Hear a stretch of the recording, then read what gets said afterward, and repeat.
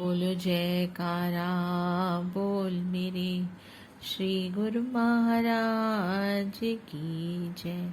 श्री अमर ज्योति दर्शन ग्रंथ विशिष्ट आश्रम निजधाम येवला। श्री श्री 108 श्री सतगुरुदेव जी महाराज श्री चतुर्थ पातशाही जी ने सन 1969 में मनवार में स्थित येवला के एक स्थान को पारमार्थिक दृष्टिकोण से उपयुक्त जानकर खरीद करवाया। श्री आनंदपुर से श्री प्रयागधाम और श्री प्रयागधाम से श्री आनंदपुर के मार्ग में गुरुमुख प्रेमी जो बस द्वारा यात्रा करते हैं, उन्हें रात्रि समय किसी अन्य स्थान को ढूंढना न पड़े और न ही किसी असुविधा का सामना करना पड़े।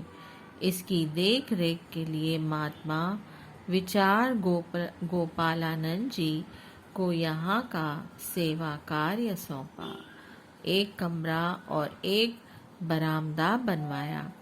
शेष क्षेत्र निर्माणाधीन था। श्री श्री 108 श्री परमहंस दाता दयाल जी श्री पंचम पातशाही जी ने सन 1971 में कार द्वारा यहाँ पर कृपा फरमाई। साय समय सारी जमीन का पर्यवेक्षण करते हुए फरमाया कि यहाँ पर भी धीरे धीरे इसका निर्माण होगा। श्री परमहंस दयाल जी की शक्ति से सब कार्य संपन्न हो रहे हैं। हमें भी अपनी जिम्मेवारी को निभाते हुए परमार्थ कार्य को बढ़ाना है। जिस ओर दृष्टि डालते उस भूमि का कण कण यही विनय सुनाता कि प्रभु अपनी श्री चरण रज से कृतार्थ करते रहना। वहाँ पर सेवा में रत महात्मा जी से पूछा कि अकेले रहकर कभी भय तो नहीं लगता? मराठी भाषा समझ लेते हो? उन्होंने विनय की, आपकी कृपा से न मुझे मराठी सीखने की आवश्यकता है और न ही भय का कोई काम है। मेरे पास तो केवल एक नाम धन ही है। यदि कोई यहाँ कुछ लूटने भी आएगा तो उससे यही कहूँगा कि मेरे पास तो केवल नाम की पूंजी है, तू जितनी चाहे ले जा सकता है। सचमुच ही 5-7 मराठी कुछ समय के उपरांत यह देखने के लिए आए कि अंदर कौन रहता है। महात्मा जी की वाणी से अभिभूत होकर उन्होंने सच्चे नाम की दीक्षा ली। आपने इस आश्रम का निर्माण कार्य आरंभ करवा दिया। श्री प्रयागधाम से भक्तों को भेजकर उस समय के साधन अनुसार थोड़े से स्थान पर कमरों का निर्माण करवाया। एक कमरे में श्री परमहंस मान विभूतियों को विराजमान किया तथा यहाँ पर पहुंचकर गुरुमुख अपने नियम पूर्ण कर सके। इसके पश्चात जब आप ट्रेन द्वारा यात्रा करने लगे तब कभी कभी मनमाड़ स्टेशन पर उतरकर आश्रम में विराजमान होते। दीप शिक्षा के जलने पर पतंगे स्वयं भागे चले आते हैं। सूर्य उदय होते ही सृष्टि में चेतना का संचार हो जाता है। आपके अलौकिक तेज से यहाँ भी मराठी जिज्ञासु आश्रम पर आने लगे। येवला, मनमार, विंचूर, लासलगांव, मालेगांव, जलगांव, देशमाने, नगरसूल, गोलटेबाजी, कोपरगांव, पारेगांव, सोनेवाड़ी, सावखाड़ी, ठाणगांव, पिंपड़ी, नांदुड़, अंगणगांव, सायगांव, नागड़े आणि आदि अनेक गांवों से गुरुमुख संगतें यहाँ आकर श्री दर्शन सत्संग से लाभ उठाकर जीवन धन्य बनाने लगी। इस क्षेत्र में सत्संग का प्रचार अत्यधिक बढ़ जाने से संगतों की वृद्धि होती चली गई। आवश्यकता पूर्ति हेतु यहाँ पर श्री मंदिर आवास के कमरे, लंगर तथा अन्य स्थानों का निर्माण करवाया। आप इस आश्रम में कभी कभी वर्ष में 2-3 बार भी विराजमान होते। निष्काम सेवा भक्ति का यह स्थान वर्तमान समय तक कार्यरत है। आलोक धाम अहमदनगर। युग सम्राट जगत वंदनीय श्री 108 श्री सद्गुरुदेव जी महाराज श्री पंचम पातशाही जी ने भक्ति अभिलाषी रूहों के लिए स्थान स्थान पर श्री परमहंस अद्वैत मंदिरों का निर्माण करवाया ताकि परमात्मा से बिछड़ी हुई रूहों को परमात्मा से एकाकार होने के लिए आध्यात्म का ज्ञान मिल सके, उनके घट में नाम की ज्योति प्रदीपित हो सके। आकुल व्याकुल हृदय भक्ति का अमय रस पीकर जन्म जन्मांतरों की पिपासा को शांत कर सके। भक्ति के सरल सुगम साधनों को अपनाकर आत्मिक लाभ प्राप्त कर सके। प्रेमा भक्ति के उनायक महाप्रभु जी की लाई मौज ऐसी ही एक आश्रम निर्माण करने की अहमदनगर के लिए हुई। वहाँ कुछ एक संस्कारी परिवार निवास करते थे जो नाम दीक्षा लेकर महापुरुषों के वचनानुसार जीवन यापन कर रहे थे। उनके संपर्क में आकर अन्य रूहों को भी उद्धार हो सके, इस हेतु आपने भाई अमर प्रीतमानंद जी को अपना आशीर्वाद प्रदान कर यहाँ सत्संग करने की श्री आज्ञा फरमाई। गुणवाणी में भी वर्णन आया है। दुख रोग भय सगल बिनासे, जो आवे हरि संत सरन, आपे जपे अवरै नाम जपावे, वड समरथ तारन तरन। फरमाते हैं कि जो सत्पुरुषों की संगत में आ जाते हैं उनके सब दुख दर्द कष्ट कलेश और भय चिंता आदि दूर हो जाते हैं। वे स्वयं तो नाम की कमाई करते हैं और दूसरों को भी इस नाम का जाप करने की प्रेरणा देते हैं। उस कुल मालिक परम पिता परमात्मा से मिलाने का मार्ग दर्शाते हैं। उनकी कृपा दृष्टि से जीव अगम भवसागर से पार उतर सकता है। बाई जी श्री आज्ञा को शिरोधार्य कर अहमदनगर आई। यहाँ भक्त भगवान दास जी, जिन्होंने श्री तृतीय पातशाही जी के समय महात्मा दर्शन प्रेमानंद जी से नाम उपदेश लिया था, उनके घर आकर ठहरी। सत्संग का सिलसिला चला। श्री गुरुमा जी की महिमा को श्रवण कर उस क्षेत्र के काफी लोगों में जागृति उत्पन्न हुई।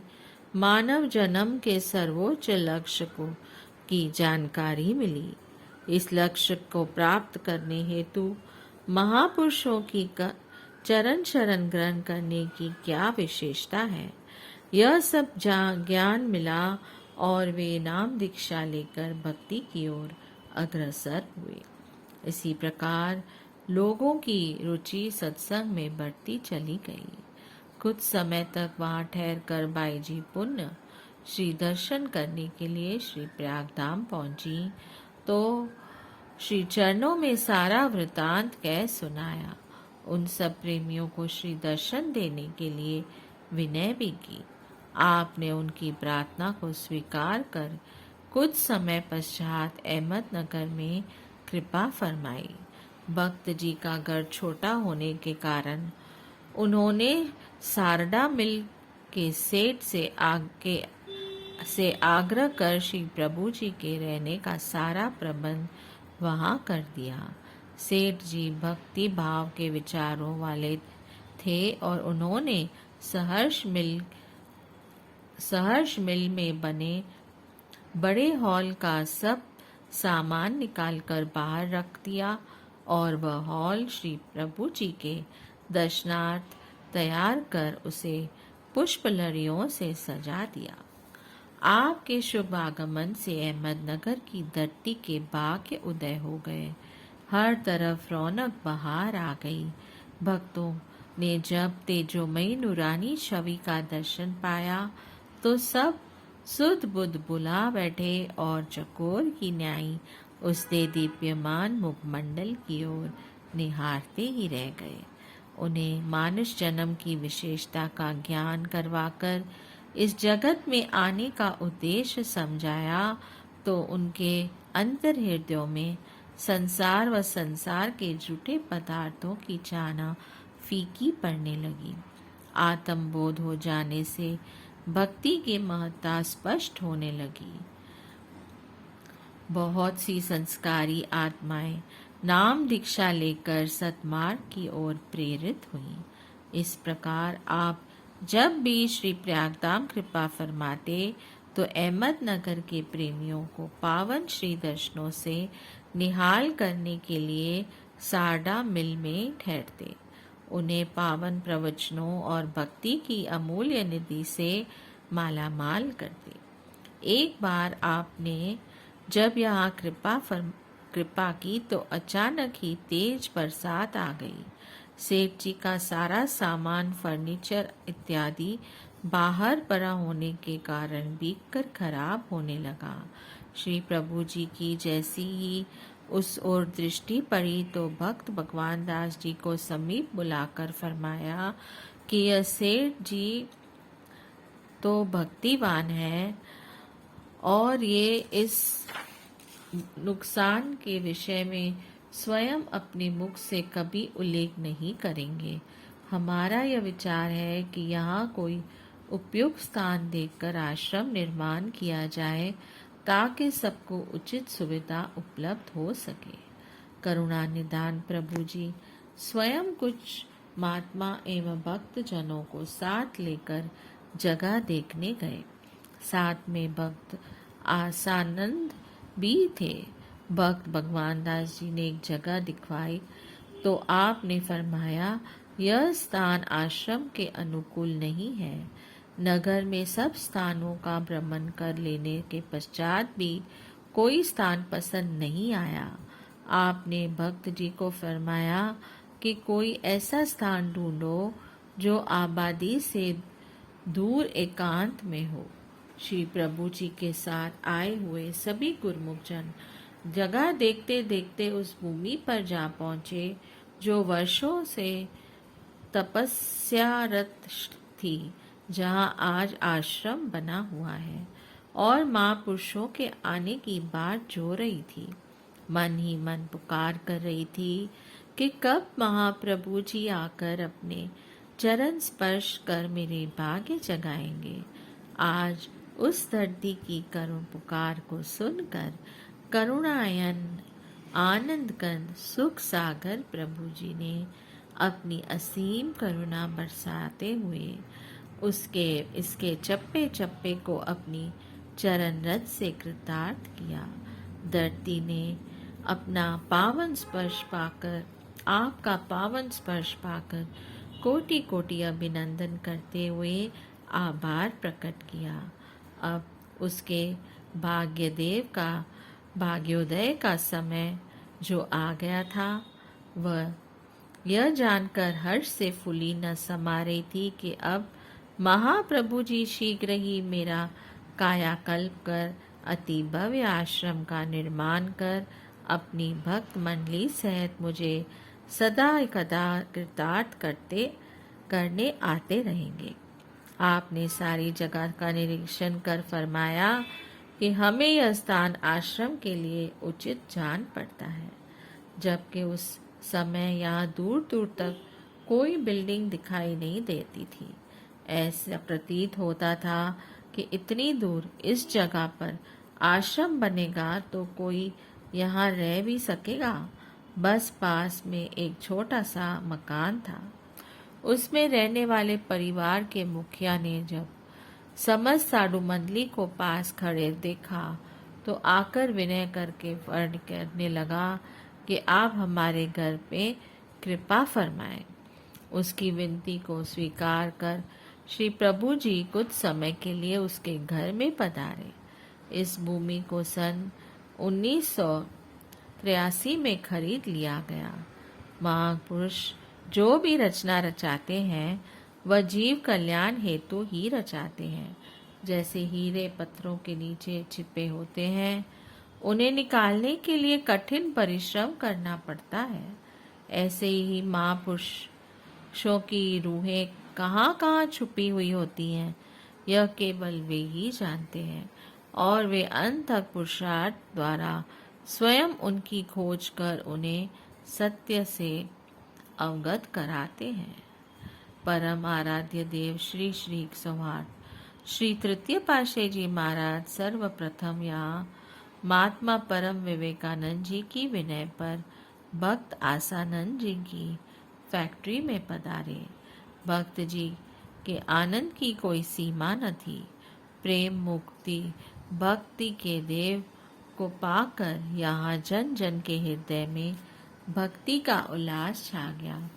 अधिकारी संस्कारी रूहों ने आकर नाम दीक्षा ली और भक्त भगवान दास जी तो श्री चरणों में ऐसे भ्रमण बने कि उन्हें आत्मिक रस के सिवाय अब कोई और रस न सुहाता था।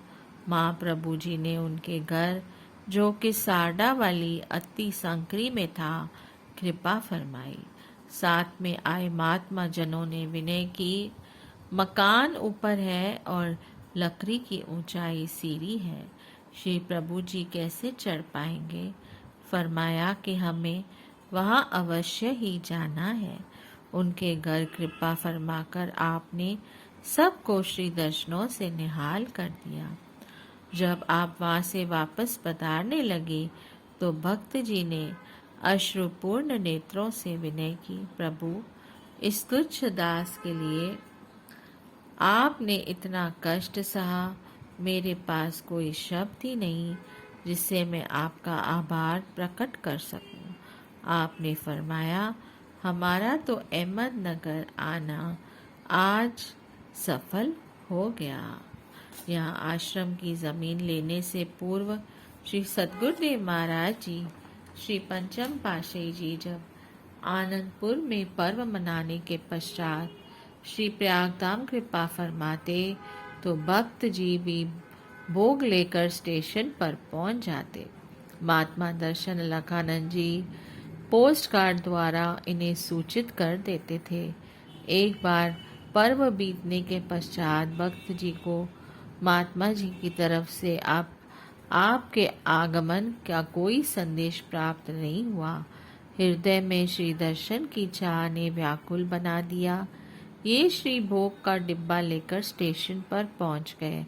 सब गाड़ियां देखी परंतु आपको किसी भी गाड़ी में न पाकर बहुत उदास होकर घर लौट गए। इसी प्रकार 1 सप्ताह तक यह कार्यक्रम चलता रहा। बोलिए जयकारा बोल मेरे श्री गुरु महाराज की जय।